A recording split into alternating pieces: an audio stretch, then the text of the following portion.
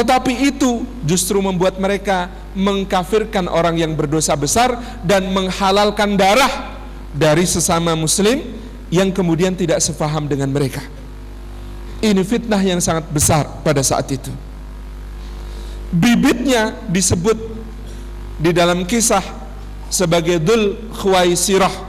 Dzul Khuwaisirah ini orang yang pada saat Nabi SAW membagi-bagi jatah untuk para sahabatnya, dia mengatakan, "I'dil ya Muhammad," berbuat adillah wahai Muhammad. Rasulullah mengatakan, kalau Rasulullah dituduh tidak adil, maka siapa yang adil? Orang ini kemudian tinggal menyendiri di padang pasir. Rasulullah perintahkan Sayyidina Abu Bakar As-Siddiq untuk membunuhnya, karena dia bibit kerusakan yang sangat besar. Ketika Sayyidina Abu Bakar datang melihat orang ini sedang khusyuk salat, Abu Bakar tidak tega, dia kembali. Ya Rasulullah, dia sedang salat. Maka kemudian Rasulullah SAW mengatakan kepada Sayyidina Umar, Umar berangkat, bunuh orang ini. Ketika Sayyidina Umar datang, orang ini masih salat dan khusyuk sekali, air mata bercucuran dari matanya ketika salat. Kata Sayyidina Umar, lah saya salatnya aja nggak kayak begitu, nggak tega. Kemudian Nabi SAW perintahkan Sayyidina Ali, wahai Ali, selesaikan.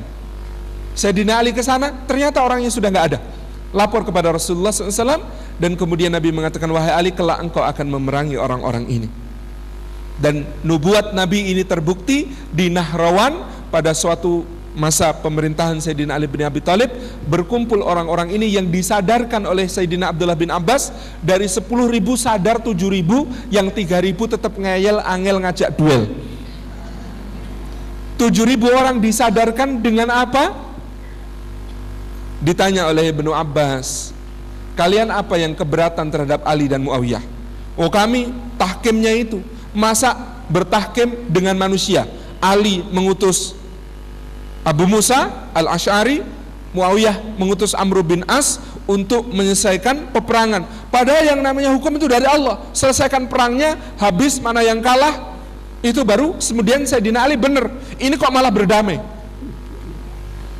Abdullah bin Abbas bertanya kepada orang-orang yang suka baca Quran tetapi tidak faham ini, kalau ada suami istri ribut, apa perintah Quran? Mereka bisa menyebutkan, fab'atsu hakaman min ahli wa hakaman min ahliha. Utus seorang hakim mewakili suami, seorang hakim mewakili istri, merundingkan masalah itu supaya mereka bisa berdamai. Kata Ibnu Abbas, lah kalau suami istri ribut saja, Quran memerintahkan untuk ada perwakilan membahas supaya bisa damai. Lah ini kalau dua kaum muslimin ribut sampai perang hampir tertumpah darahnya, lah kalau Sayyidina Ali dan Muawiyah mengutus orang untuk bisa damai, apa itu tidak baik? Apa itu tidak lebih wajib? Apa itu tidak lebih utama? Dijelaskan seperti ini, cuma 7.000 yang mau menerima, 3.000 tadi tetap ngeyel angel ngajak duel karena bahaya mereka. Jadi ada orang lewat ditanya, kamu menerima perdamaian antara Ali dengan Muawiyah apa tidak? Iya, menerima. Kalau menerima, dibunuh karena dianggap murtad, keluar dari Islam. Gampang sekali mengkafirkan, gampang sekali menilai orang keluar dari Islam. Ini fitnah kedua yang disebut pemahaman sebagai Khawarij. Muncul lagi di akhir zaman yang seperti ini akan banyak diisyaratkan Rasulullah sebagai Ar-Ruwaibidah, yang muda usianya, ngawur pemahaman Qur'annya, dan kemudian juga dia cirinya betapa mudahnya menganggap orang yang tidak sama pemahaman dengan dirinya dengan cap-cap yang mengerikan, mengkafirkan sampai menghalalkan darah. Na'udzubillahi min dzalik, mudah-mudahan di Indonesia tidak sampai muncul kelompok seperti ini. Juga tadi kelompok yang awal yang kemudian mewarisi dendam Persia kepada Sayyidina Umar, sehingga menjelek-jelekkan nama Sayyidina Umar, seakan-akan mencintai keluarga Nabi, tapi ternyata bencinya kepada sahabat Nabi sedemikian deras. Fitnah syubhat berikutnya, dan ini menariknya, Kanjeng Nabi SAW mengisyaratkan, selalu muncul dari arah Irak. Nabi pernah berdoa, Allahumma barik lana fi syamina wa yamanina. Ya Allah, berkahi di Syam kami, di Yaman kami. Berkahi di Palestina kami, di negeri Yaman kami. Begitu Nabi selalu berdoa 3 kali, sahabat-sahabat mengatakan wa najdina ya Rasulullah, Najd kami ya Rasulullah. Yang dimaksud Najd dalam hadis ini adalah Irak. Najd kami ya Rasulullah. Nabi SAW mengatakan, aku tidak mendoakan Najd, sebab apa? Akan muncul di sana fitnah-fitnah. Syekh Abdullah Azam dalam Fidilali Surat Taubah mengatakan, maka dari Irak semua firqah yang berbahaya, yang mensyubhati umat dari pemahaman agamanya muncul. Tadi Syiah muncul di Irak, Khawarij muncul di Irak, yang berikutnya Jahmiyah muncul di Irak. Apa itu Jahmiyah? Jahmiyah ini kelompok yang karena dia mengira kalau Allah disifati maka Allah akan hilang keabsolutannya, kemutlakannya. Ini aliran filsafat. Maka Jahmiyah ini meniadakan sifatnya Allah, af'alnya Allah. Pokoknya yang kita sembah itu zat yang mutlak, yang tidak tergambarkan, yang tidak bisa diindra. Pokoknya Allah itu tidak bisa dibayangkan. Pokoknya Allah itu jangan disifati, nanti kayak manusia. Nanti kalau Allah dibilang punya tangan, nanti kita kebayang kayak tangan manusia. Kalau Allah punya penglihatan, kita bayangkan kayak punya mata. Kalau Allah maha pengasih, maha penyayang, nanti kita bayangkan kayak ibu-ibu. Kalau Allah itu maha keras siksanya, nanti kita bayangkan kayak bapak yang galak. Jadi demi menghindari semua itu, kata mereka, sudah kita tidak usah menyebut-nyebut tentang Allah. Ini namanya aliran Jahmiyah, Mu'attilah, yang meniadakan semua sifatnya Allah karena filsafat. Maka yang belok-belok ke situ juga sekarang ada membahas-bahas tentang Allah, dan mereka menolak dalil, menolak apa-apa yang disebutkan Quran dan hadis tentang bagaimananya Allah Subhanahu wa ta'ala. Jahmiyah munculnya di Irak. Yang berikutnya ada lagi namanya Jabariyah. Jabariyah ini kenapa Bu? Jabariyah itu orang-orang yang menganggap lah Gusti Allah itu menciptakan kita, ngatur semua urusan kita, ya kita ini cuma kayak wayang, ngelakoni apa yang ditetapkan Allah. Ndak punya swolo kita ini, ndak punya daya apa-apa. Ya Allah yang ngelakok ke kita. Yang salah dari aliran ini, dia benar ketika mengatakan Allah semua mengatur dan menghendaki semua hal. Yang salah adalah kalau dia maksiat, dia nisbatkan kepada Allah. Lah saya maksiat ini kan juga takdir. Loh saya melakukan ini kan juga Gusti Allah yang ngatur, yang saya cuma ngelakoni. Ini namanya aliran Jabariyah. Dulu waktu saya mondok Bu, ada teman sesama santri malam-malam katanya alasannya tabarukan ngalap berkah, dia bawa karung manen rambutannya Kiai. Dirayah sak asrama, kan asramanya itu gedungnya sendiri-sendiri. Nah di gedungnya dia pagi-pagi Pak Kiai obiak, ini siapa yang ngunduh rambutan malam-malam? Kok yang aku? Jujur saya Pak Kiai. Lah ngopo kok kamu nyolong rambutan le? Lah mungkin saya nyolong itu sudah takdir Pak Kiai. Saya nyolong sudah takdir. Apa yang dilakukan Pak Kiai? Ambil kuping puntir sampai orangnya muntir. Kata itu santri, loh saya itu nyolong itu takdir loh Pak Kiai. Lah kok saya dihukum? Kata Pak Kiai, lah saya yang jewer kamu itu juga sudah takdir le. Ini kesalahannya orang Jabariyah. Iya betul, segala sesuatu terjadi atas kehendak Allah, tetapi Allah memberikan kepada kita pilihan-pilihan di dalam setiap hal itu untuk menjadi ujian. Milih yang halal dapat pahala, milih yang haram dapat dosa. Milih yang hak diridhai Allah, milih yang batil dimurkai Allah. Simple. Lah ini orang Jabariyah ngiranya, oh semua itu kehendak Allah, ya kita ini cuma kayak dalang, kayak wayang di tangan dalang. Obai miturut Allah. Iya betul, obai miturut Allah. Tapi yang keliru kalau kita sampai maksiat kok dinisbatkan kepada takdir. Ini kesalahan. Ini Jabariyah. Selanjutnya ada orang namanya, karena ini Jabariyah ke sana, maka timbul aliran sebaliknya namanya Qadariyah Pak. Qadariyah itu sebaliknya Jabariyah. Oh Gusti Allah itu yang nyiptakan, sesudah itu ya terserah kita. Apa-apa itu kalau kita enggak bertindak sendiri, oh enggak bisa. Semuanya tergantung kita. Ini namanya Qadariyah. Nyun sewu, ada beberapa pemaknaan gara-gara mungkin salah pilihan kata dalam terjemahan, jadi difahami kayak orang Qadariyah. Misalnya ayat innallaha la yughayyiru ma biqaumin hatta yughayyiru ma bi anfusihim. Sungguhnya saya lihat itu sering orang nerjemahkannya, sesungguhnya Allah tidak merubah nasib satu kaum sampai kaum itu merubahnya sendiri. Ini keliru terjemahan. Yang benar, innallaha, sesungguhnya Allah, la yughayyiru, tidak mengubah, ma biqaumin, apa-apa yang ada pada satu kaum, hatta yughayyiru, sampai mereka mengubah, ma apa-apa, bi anfusihim, di dalam jiwa mereka. Yakni tafsirnya, kata Imam Ibnu Katsir, Allah tidak mengubah nikmat yang sudah dianugerahkan pada satu kaum, kecuali kalau kaum itu mengubah dari syukur menjadi kufur, dari iman menjadi ingkar, dari taat menjadi maksiat. Maka kalau sudah seperti itu, Allah berhak mengubah nikmat menjadi azab. Ini makna ayatnya menurut para mufassir.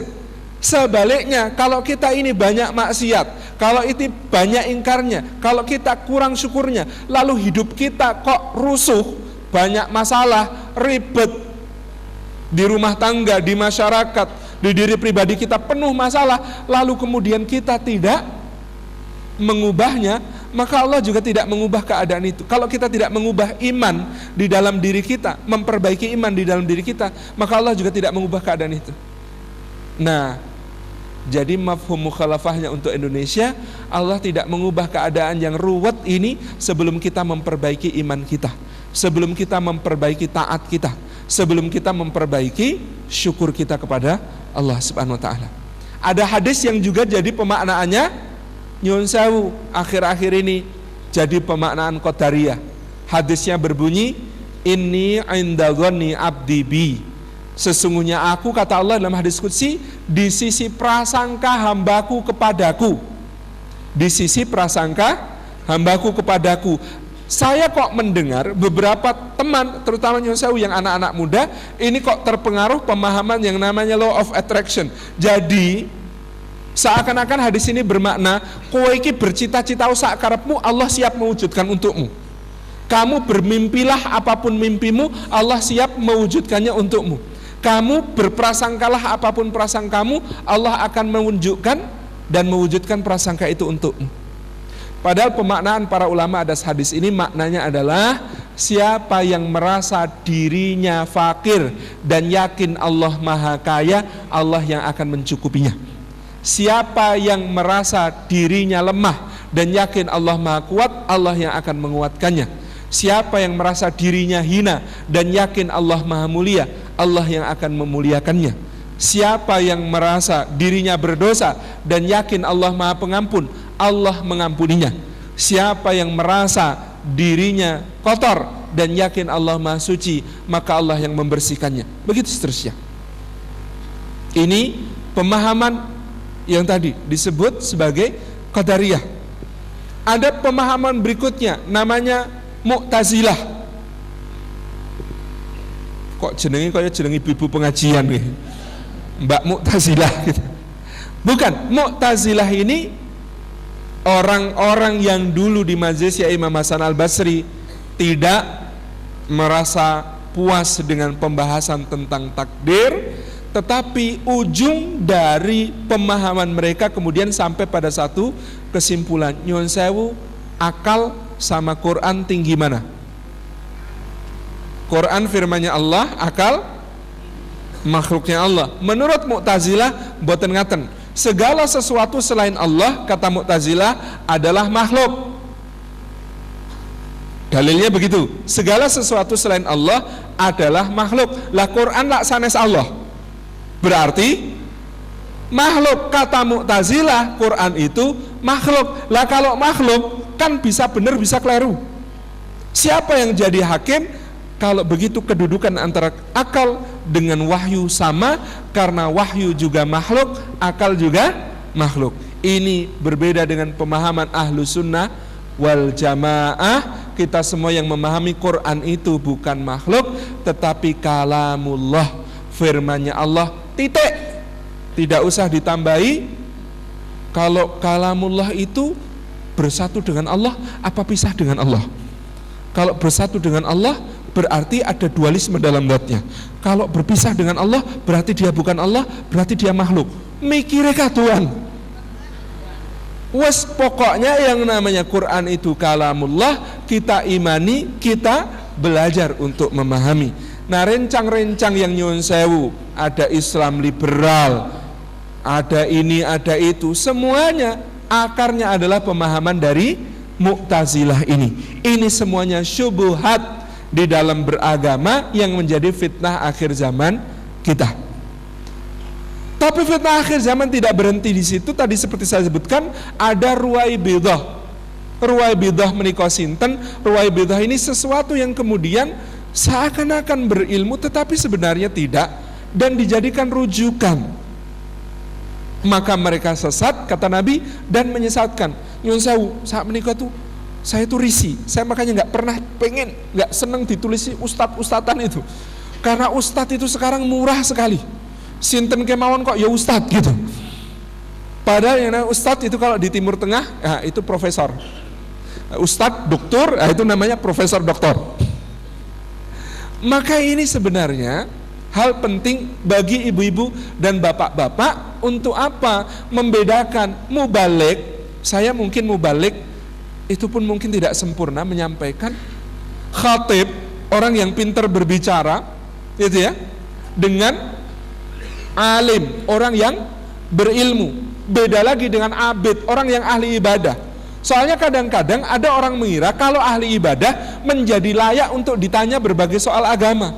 Belum tentu, Pak. Dulu di zaman Bani Israel ada kasus, orang sudah membunuh 99 nyawa, datang ke ahli ibadah. Pak Yai, panjenengan ahli ibadah. Bahasa kita mungkin begitu. Kalau saya ini sudah bunuh 99 orang, apa saya bakal diampuni Allah? Lah yang ahli ibadah ini, jangankan kau membunuh orang, bunuh semut aja nggak tega. Karena dia saking luar biasanya, bunuh semut aja nggak tega menjaga dirinya. Ya Allah le, ya apa kok iso nganti mateni 99. Lah aku mateni semut wira tegel le, apa yo iso diampuni nek ngono kuwi le dosamu akeh men le. Ini orang abid, memang ahli ibadah, tapi bukan ahli ilmu. Maka dia mengatakan, lah bunuh satu semut aja mana mungkin saya tega, lah kok kamu bunuhnya sampai 99 orang, itu manusia semua le. Belum sempat dijawab, bres genep 100 Pak. Nah, itu pembunuhnya nganyelke, takoni tobat oleh pora, malah jarine ra diampuni. 99 itu jumlahnya rodok nanggung, 1 sisan. Nah, itu yang ahli ibadah dibunuh sama orang ini. Maka kalau bertanya kepada orang yang tidak berilmu bisa berakhir menjadi tragedi, Pak. Nah, lalu baru dia bertanya kepada orang yang ahli ilmu. Taubat boleh diterima, ada syaratnya, yaitu hijrah, kamu pindah ke tempat yang bisa mendukung kamu menjadi orang baik. Jangan di kampung ini terus, soalnya kamu kayaknya baiknya, buruknya ini karena pengaruh lingkungan. Pindah oleh itu. Jadi mana yang layak ditanyai dalam soal agama ini juga penting untuk kita perhatikan. Gak semua orang yang dipanggil ustadz layak untuk ditanyai dalam perihal din. Gak semua orang yang dipanggil kiai layak. Gak semua orang yang dipanggil sebagai guru, muallim itu menjadi rujukan di dalam meminta fatwa. Maka dulu para a'immah kita, bahkan dari zaman sahabat itu hati-hati sekali dalam soal agama. Imam Malik menyatakan bahwa dia meriwayatkan dari Ibnu Umar dan dari Ibnu Abbas radhiyallahu anhuma, kalau ada orang bertanya lalu menjawab, kata Ibnu Umar dan Ibnu Abbas itu, sungguh aku melihat salah seorang di antara kalian menjawab satu pertanyaan dengan begitu ringan, padahal kalau pertanyaan itu diajukan kepada Umar bin Khattab, Umar bin Khattab ngumpulkan dulu ahli Badar untuk bermusyawarah membahasnya. Imam Malik itu didatangi orang dari Maghrib. Maghrib itu Maroko, Pak. Imam Malik tinggalnya di Madinah. Perjalanan dari Maghrib Maroko ke Madinah itu mengendari onta lewat padang pasir 3 bulan mangkat, 3 bulan pulang, berarti PP 6 bulan, Mbak. Sampai di depan Imam Malik, tanya 40 pertanyaan, yang dijawab cuma 4. Ya Imam, kata orang Maroko ini, saya tanya kepadamu, diutus oleh satu kaum, yang saya jalan ke sana itu perlu 3 bulan. Tanyanya 40 pertanyaan, panjenengan cuma jawab 4. Lah yang lainnya terus gimana? Mbok ya dijawab, kasihan saya toh, jauh-jauh. Kata Imam Malik, lah aku nggak ngerti itu. Terus kalau nanti saya pulang ditanyain kaum saya, kok pertanyaannya nggak dijawab, itu gimana saya terus bilang apa? Kata Imam Malik, simple, sampaikan Malik tidak tahu. Pon, gampil. Nanya jenengan tidak tahu, di muka bumi ini siapa yang tahu? Ini luar biasa. Bagaimana adab para ulama, hati-hatinya mereka di dalam berfatwa, karena mereka menjaga jangan sampai tersebar syubhat di dalam beragama. Maka Ibnu Mas'ud radhiyallahu anhu menyatakan, sudahlah, sepertilah sahabat-sahabat Nabi, jadilah seperti sahabat-sahabat Nabi. Mereka itu insaf, mereka itu adil, mereka itu sederhana di dalam beragama, yaitu untuk mengatasi semua syubhat ini tidak cukup dengan semboyan kembali pada Quran dan Sunnah. Lah kembali kepada Quran dan Sunnah, kalau kita yang membahas sendiri malah tambah ora karuan. Maka ikutilah as-sawadul a'dham, ikuti golongan terbesar kaum muslimin dan rajinlah ngaji. Tidak ada satu jamiah pun yang bisa menjamin untuk kita ini selamat dari berbagai macam syubhat. Mbok arpo nyuwun sewu, dadi NU nek orang ngaji ya bahaya, dadi Muhammadiyah nek orang ngaji ya bahaya, dadi wong, apalagi sekarang pemahaman-pemahaman yang kemudian baru banyak dikenali, orang tarbiyah orang ngaji ya bahaya, orang Hizbut Tahrir orang ngaji ya bahaya, orang jamaah tabligh kurang ngaji juga bahaya, orang apapun kita mau bergabung dengan organisasi apapun, pergerakan dakwah apapun, orang ngaji bahaya. Jadi yang Salafi, Wahabi, atau jadi yang Asy'ari, Ahlus Sunnah wal Jamaah, nek orang ngaji sama-sama bahaya. Yang penting adalah ngajinya, rajinnya, taklimnya, mengikuti berbagai macam majelis taklim, membaca berbagai macam buku, menikmati tafsir, mengkaji sunnah, mengkaji hadis, mengkaji sirah Kanjeng Nabi sallallahu alaihi wasallam. Ini menjadi yang asasi.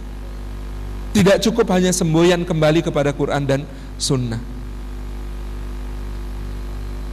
Insaf, kata Ibnu Mas'ud, maka lebih baik bercukup-cukup dengan yang sunnah.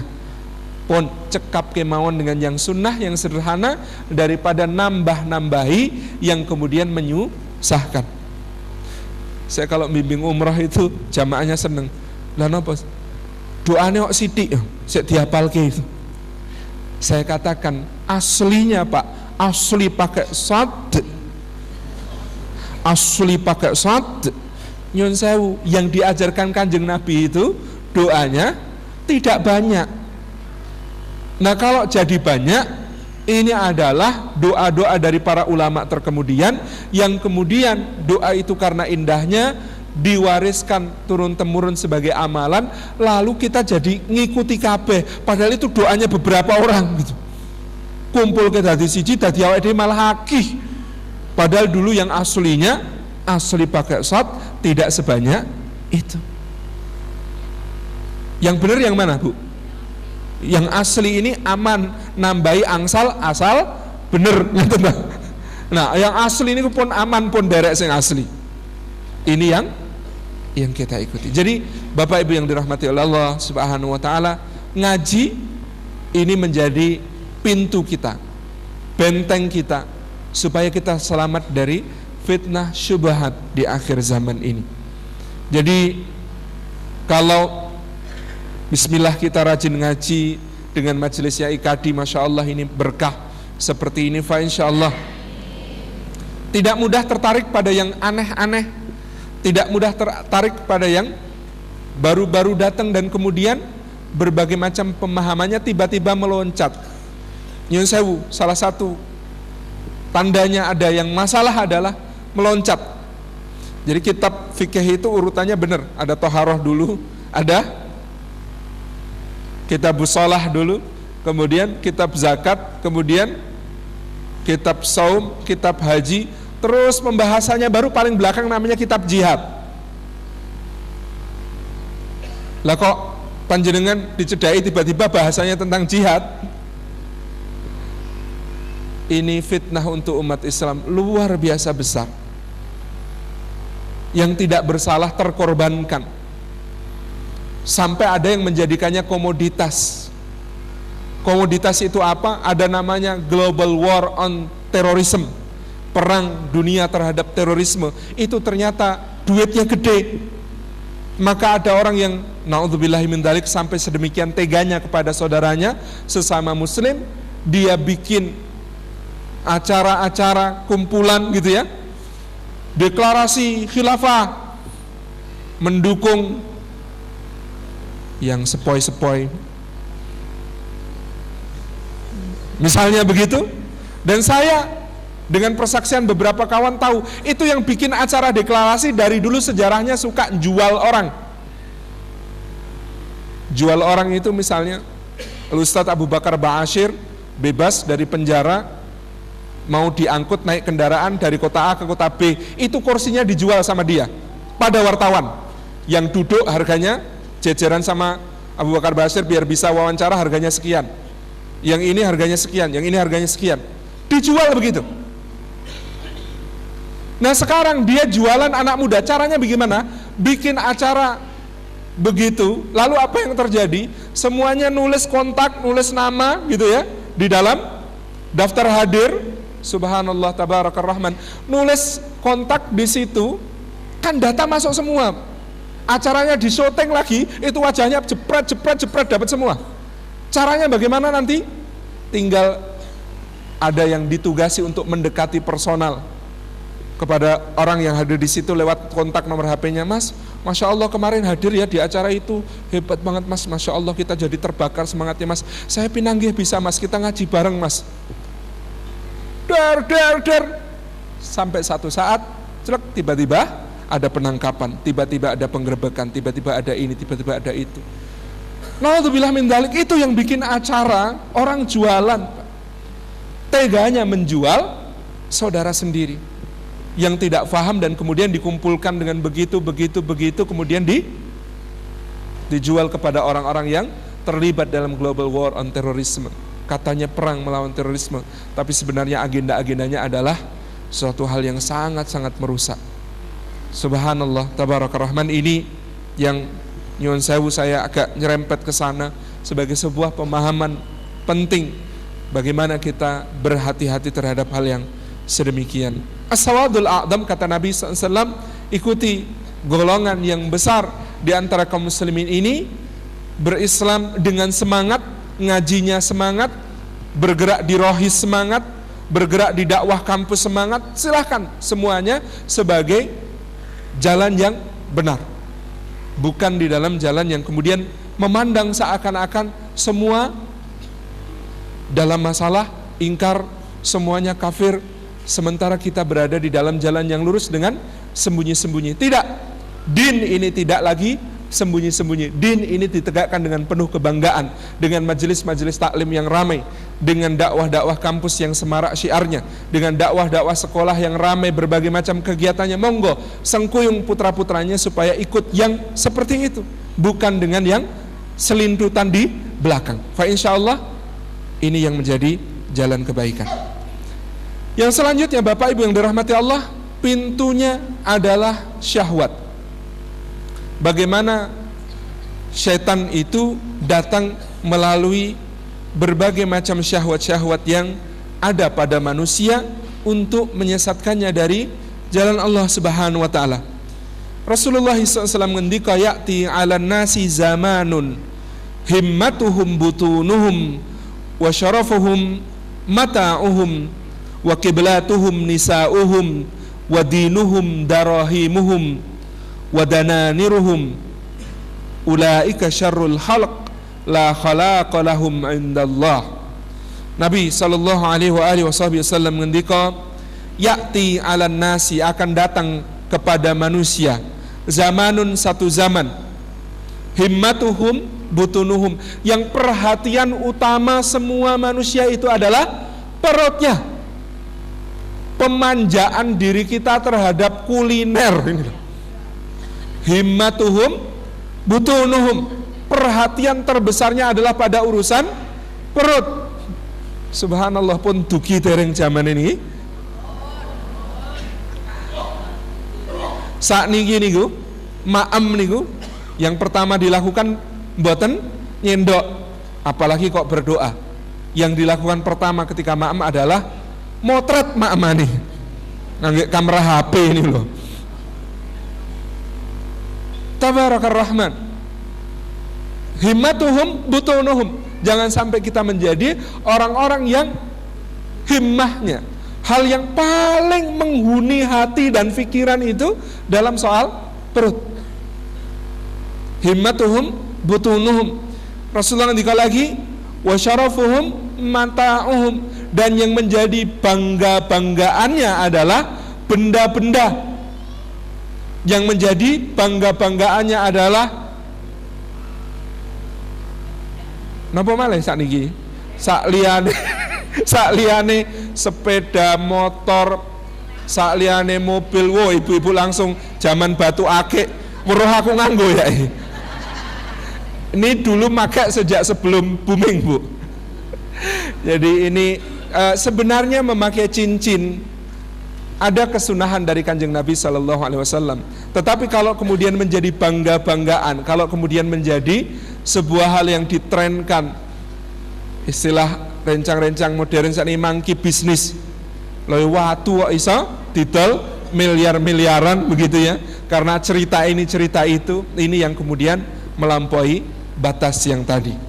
Nah, Bapak Ibu yang dirahmati oleh Allah, syarafuhum mata'uhum, kok ya yang jadi bangga-banggaan adalah benda-benda.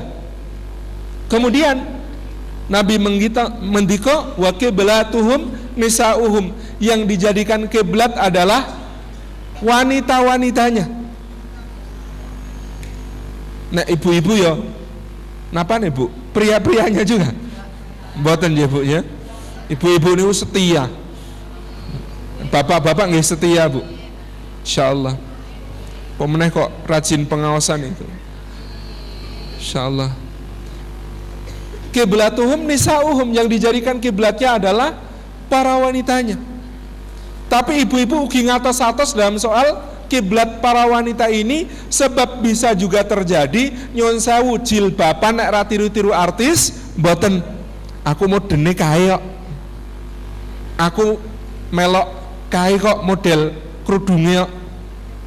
Dan lain sebagainya, ini bisa menjadi kiblat. Kiblatuhum nisa'uhum, wanita-wanita jadi kiblatnya. Makna kiblat itu kan arah, selalu menjadi panduan, selalu menjadi panutan, selalu menjadi hal yang menjadi acuan.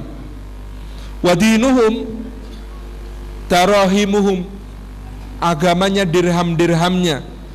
Wadananiruhum, dan dinar-dinarnya, uang emasnya, uang peraknya, uang apanya, semuanya dijadikan sebagai agama terbesarnya.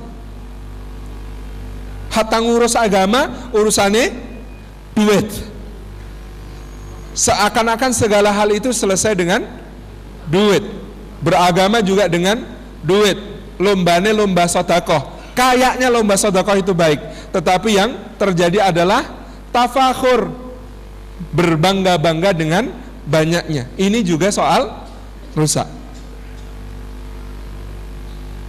Sugi-sugian, kayaknya lombanya lomba sedekah, tapi memang berebut supaya dapat balasan 10 kali lipat. Lah balasan 10 kali lipat itu, Pak, Bu, kalau masih di dunia belum balasan. Kenapa? Berarti ujian tahap berikutnya. Segala sesuatu itu kalau masih di dunia, itu ujian tahap berikutnya. Penjenengan punya anak perempuan salihah gitu ya, anak perempuan saleh, alhamdulillah dapat mantu laki-laki soleh. Lah wanita soleh dapat lelaki soleh itu apa sudah balasan? Belum, itu ujian tahap berikutnya. Sama tadi, orang sedekah mendapatkan asyru amsalihah, janjinya Allah memang begitu. Tetapi kalau asyru amsalihahnya masih di dunia, ini masih ujian tahap berikutnya, level berikutnya, belum balasan yang sempurna dari Allah Subhanahu wa ta'ala. Ini zaman di mana syahwat merajalela, maka segala hal yang kemudian terjadi, kita bisa melihat ada akar-akar dosa yang akan selalu membayang. Bapak Ibu yang dirahmati Allah, kata para ulama, sebenarnya akar dosa itu cuma 3. Akar dosa itu cuma 3. Yang berkaitan dengan syahwat ini cuma 3. Yang pertama namanya kibr, sombong. Yang kedua namanya tamak, serakah. Yang ketiga namanya hasad, dengki. Sombong itu kayak siapa? Kayak iblis.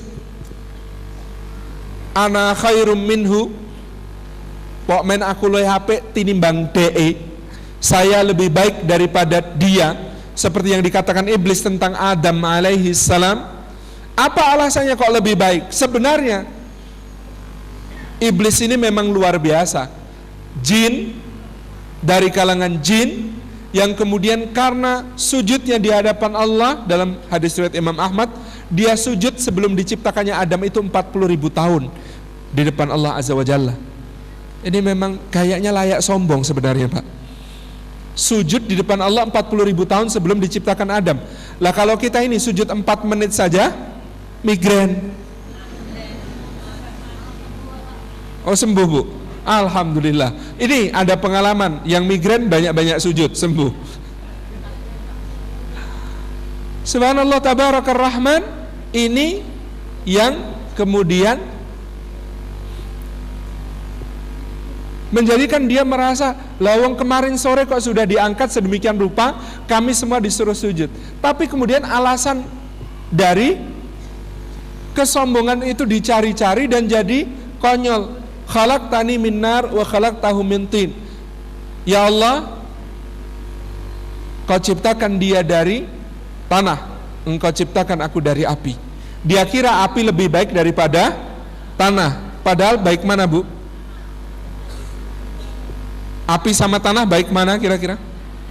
Api itu kata para ulama sifatnya membakar, merusak, panas, dan juga cepat hilang kalau sudah nggak ada yang dibakar. Tanah itu sifatnya lembut, tabah, menumbuhkan, sejuk, enak gitu ya tanah itu. Tapi jelas, Bu, insya Allah kalau kita menjadi hamba Allah yang taat, tanah lebih baik daripada api. Karena apa? Dari dulu harga korek api segitu-gitu aja, tapi harga tanah naik terus. Gitu Ibu ya, harga tanah naik terus. Yang kedua, sumber dosa itu adalah tamak. Seperti yang dilakukan Adam dan Hawa di dalam surga. Sudah diberi surga tapi masih nambah, yang namanya pohon yang dilarang untuk didekati, ditabrak juga. Karena apa? Tamak. Tamaknya karena apa? Godaan setan. Setannya bilang apa? Dia mengatakan itu pohon sebenarnya dilarang dari kamu supaya kamu nggak jadi malaikat dan supaya kamu tidak jadi makhluk yang abadi. Karena ingin ada di alam malakut, karena ingin menjadi makhluk abadi, nabrak larangan Allah. Ini tamak juga akar dosa. Yang ketiga akar dosa adalah hasad, dengki, seperti yang dilakukan putra Adam kepada saudaranya. Yang namanya sombong itu bisa menghasilkan kerusakan yang besar, Pak. Apa itu sombong? Nabi menjawab, batarul haq wa ghamtun nas, menolak kebenaran dan meremehkan orang lain. Ini bisa menjadi hal yang sangat mengerikan. Semakin tinggi kedudukan seseorang, kalau sombong, kerusakannya makin luas. Semakin rendah kedudukan seseorang, kalau makin sombong, kekonyolannya makin tampak. Iya kan?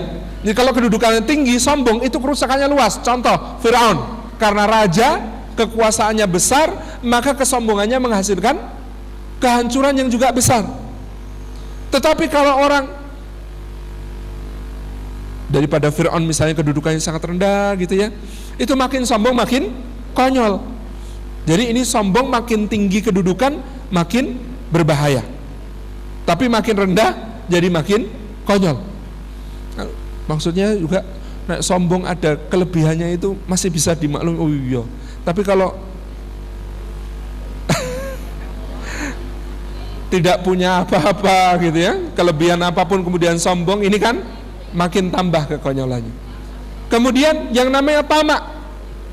Tamak itu luas sekali juga dosanya. Sudah diberi halal oleh Allah, istri, suami. Kalau tamak merasa enggak cukup. Sudah diberikan harta yang halal oleh Allah.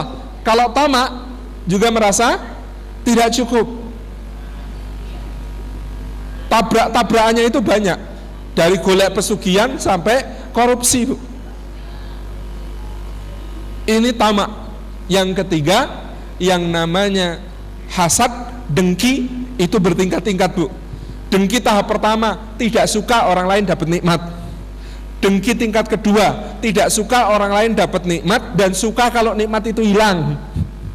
Dengki tingkat ketiga, tidak suka kalau orang lain dapat nikmat, suka kalau nikmat itu hilang, dan punya upaya untuk menjadikan nikmat itu hilang. Dengki tingkat tertinggi, tidak suka orang lain dapat nikmat, suka kalau nikmat itu hilang, melakukan upaya untuk menghilangkan nikmat itu dari orang lain dan memindahkannya untuk dirinya sendiri.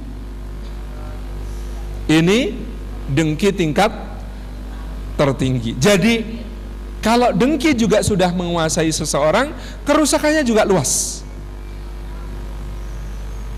Maka seperti putra Adam bisa sampai membunuh saudaranya karena kedengkian yang ada pada dirinya. Jadi ini tadi pintunya setan di dalam membuat fitnah akhir zaman untuk kita. Satu, syubhat dengan pemikiran-pemikiran yang aneh-aneh dan merusak. Ini tingkat tertinggi dari syubhat yang akan muncul kelak disebut oleh Kanjeng Nabi SAW di akhir zaman, namanya Dajjal. Seorang pendusta yang sangat syubhatnya dahsyat. Yang dibawa Dajjal itu, dia akan seperti membawa neraka dan surga. Apa yang dia bawa sebagai neraka sebenarnya surga, apa yang dia bawa sebagai surga sebenarnya neraka. Ini yang namanya Dajjal. Tapi kalau kita belum mampu menghadapi syubhat-syubhat yang sekarang, jangan berpikir akan selamat dari Dajjal, karena Dajjal itu yang paling dahsyat. Jadi semua yang ada sekarang mungkin latihan Allah diberikan kepada kita, bahwa nantinya akan ada fitnah yang paling dahsyat yang namanya Dajjal dalam soal agama, dalam soal syubhat pemikiran ini. Sampai-sampai apa yang tampak dibawa sebagai neraka sebenarnya surga, apa yang dibawa sebagai surga sebenarnya neraka. Itu puncak syubhat yang mengerikan ini. Kemudian tentang syahwat sedemikian pula yang akan terjadi. Dia bermuara dari dosa-dosa akar tadi, dari takabur, pangkalnya dari syahwat juga, dari tamak, pangkalnya dari syahwat juga, dan juga dari hasad, ini pangkalnya dari syahwat yang kemudian terjadi pada diri seorang manusia. Apa obat dari semua itu? Obatnya syubhat adalah ilmu. Obatnya syahwat adalah tazkiyatun nafas. Obatnya syubhat adalah taklim, belajar, ngaji. Obatnya syahwat adalah ibadah, istighfar, berdekat-dekat dengan Allah, bermesra-mesra dengan Allah, bermesra-mesra dengan firman-firman Allah, kitabullah, bermesra dalam salat, bermesra dalam puasa, bermesra dalam tahajud, bermesra dalam salat duha, dan apapun yang memungkinkan kita untuk berdekat kepada Allah Subhanahu wa ta'ala. Bapak Ibu yang dirahmati oleh Allah Subhanahu wa ta'ala, ingin melanjutkan tetapi waktu yang membatasi kita. Ini bagian besar dari fitnah akhir zaman yang kita akan menjadi saksinya. Tetapi wa'tasimu bihablillah, mari kita berpegang kepada talinya Allah Subhanahu wa ta'ala. Insyaallah kita tidak akan tersesat. Mari kita berpegang kepada ilmunya Allah Subhanahu wa ta'ala. insya Allah kita akan terpandu hidup di dalam dua tadi dengan cara memperbanyak taklim, memperbanyak ilmu, mengkaji, berdiskusi, ngobrol dengan para guru yang berilmu, ngobrol dengan para asatid yang faqih, kemudian dilanjutkan dengan menjaga diri kita dengan ibadah-ibadah mahdhah kepada Allah Subhanahu wa ta'ala. Dua hal ini insya Allah menjadi benteng yang sangat kokoh bagi kita menghadapi fitnah akhir zaman apapun itu. Kalau Sayyidina Bilal itu, Bu, ketika dicambuki, dipanggang di atas pasir membara, dipanasi dengan terik mentari, ketika dia dipaksa untuk ingkar kepada Allah, apa yang dia katakan?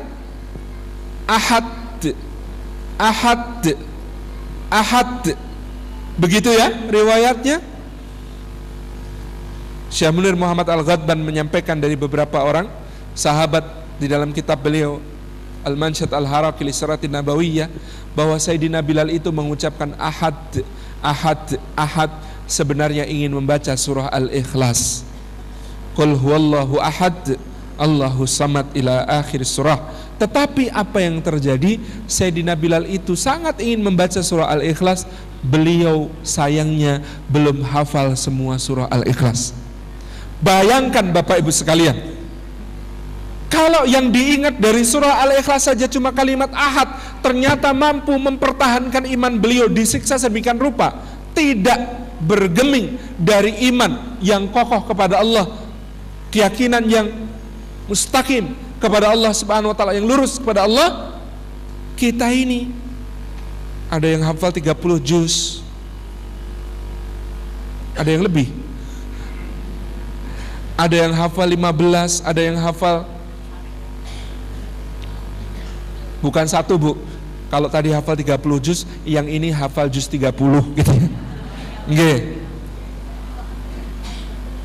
Tapi apakah hafalan kita terhadap Al-Qur'anul Karim, surah-surah yang kita hayati dalam Al-Quranul Karim bisa memberi kekuatan seperti Sayyidina Bilal mendapat kekuatan dari surah Al-Ikhlas yang bahkan belum beliau hafal?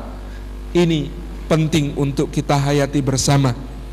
Angen-angen sak maknani dalam kita maca Quran, mari kita galakkan, kita fahami, dan insya Allah kita kaji senantiasa. Saya di sini cuma menjadi penyemangat bagi Bapak Ibu sekalian, dan mudah-mudahan Allah menghimpunkan kita kelak di dalam keridhaannya. Wasiat saya yang terakhir sebelum berpisah dengan Bapak Ibu sekalian, saya Bapak Ibu yang dirahmati Allah, kalau nanti Bapak Ibu sudah berada di surganya Allah Subhanahu wa ta'ala, dan di sana tidak ketemu orang yang namanya Salim Afillah, kaulah serius menikah. Kalau ternyata di sana belum ada orang yang namanya Salim Afillah, saya mohon Bapak Ibu matur kepada Allah, ya Allah, saya juga tidak kenal secara pribadi dengan Salim Afillah, tapi minimal pernah dia datang ke tempat kami menyampaikan 1-2 ayat-Mu. Ya Allah, saya tidak rela masuk surga kalau tidak bersama Salim Afillah. Ngaten ya Bu, Pak, wasiat kula mekaten, wallahu a'lam bishawab, wallahul muwaffiq ila aqwamit thariq. Mohon maaf atas sekalian kurang berkenan. Oh, langsung doa aja. Mohon maaf atas segala yang kurang berkenan, kita tutup dengan doa kepada Allah Subhanahu wa taala. A'udzubillahi minasyaitonir rajim. Bismillahirrahmanirrahim. Alhamdulillahi rabbil alamin. Hamdan syakiran hamdan na'imin hamdan yuafi na'amahu wa yukafi'u mazidah. Ya Rabbana lakal hamdu kama yanbaghi li jalali wajhika wa 'azimi sultanik. Allahumma salli ala sayyidina Muhammad wa sallim wa radhiyallahu tabaraka wa ta'ala an kulli sahabati rasulillahi ajma'in. Allahumma ighfir lil mu'minina wal mu'minat wal muslimina wal muslimat al ahya'i minhum wal amwat innaka sami'un qaribun mujibud da'wat ya qadhiyal hajat. Rabbana ighfir lana wa li ikhwanina alladhina sabaquna bil iman wa la taj'al fi qulubina ghillan lil ladzina amanu Rabbana innaka ra'ufur rahim. Allahumma aslih lana dinana alladhi huwa ismatu amrina wa aslih lana dunyana allati fiha ma'ashuna wa aslih lana akhiratana allati ilaiha ma'aduna ya hayyu ya qayyum bi rahmatika nastaghis. Allahumma inna nas'aluka ridhaka wal jannah wa na'udzubika min sakhatika wan nar. Allahumma inna nas'aluka al huda wat tuqa wal afafa wal ghina. Allahumma inna nas'aluka salamatan fid din wa afiyatan fil jasad wa barakatan fil rizq wa ziyadatan fil ilm wa taubatan qabla al maut wa rahmatan 'inda al maut wa maghfiratan ba'da al maut. Allahumma hawwin 'alaina fi sakaratil maut wan najata minan nari wal 'afwa 'indal hisab. Rabbana la tuzigh qulubana ba'da idh hadaitana wa hab lana min ladunka rahmah innaka antal wahhab. Rabbana hab lana min azwajina wa dhurriyyatina qurrata a'yunin waj'alna lil muttaqina imama. Rabbana ja'alna muqiminus shalah wa min dhurriyyatina rabbana wa taqabbal du'a. Rabbana atina fid dunya hasanah wa fil akhirati hasanah wa qina adzabannar. Walhamdulillahi rabbil alamin. Bapak Ibu yang dirahmati Allah, demikian tadi pengajian umum akad pagi yang disampaikan oleh Ustadz Salim Afillah. Semoga dapat kita ambil hikmahnya dan dapat kita laksanakan dalam kehidupan kita. Allahumma amin. Bapak Ibu yang dirahmati Allah, sebelum ditutup ada beberapa pengumuman. Pengumuman yang pertama, insya Allah pengajian akad pagi Ahad 12 April 2015 atau Ahad depan akan diisi oleh Dr. Andes Haji Suyoto MM MSI. Beliau adalah Bupati Bojonegoro. Kemudian dibuka bagi Bapak Ibu dermawan ya untuk berinfak kursi berupa kursi untuk jamaah untuk pengajian akad pagi ya. Wakaf pembelian kursi plastik per kursi Rp60.000. Bagi Bapak Ibu yang berkenan untuk wakaf kursi plastik, kami persilakan untuk menghubungi Ustadz Agus Bendara IKD. Kemudian yang terakhir, setelah ini akan dilaksanakan launching kajian pengajian remaja, kajian remaja IKD. Kami persilakan Bapak Ibu yang berkenan untuk hadir untuk tetap di tempat. Terima kasih. Marilah kita tutup dengan bacaan alhamdulillah, istighfar dan kafarat majelis. Alhamdulillah rabbil alamin, astaghfirullahaladzim. Subhanakallahumma wa bihamdika asyhadu an la ilaha illa anta astaghfiruka wa atubu ilaik. Kurang lebihnya kami mohon maaf. Wassalamualaikum warahmatullahi wabarakatuh.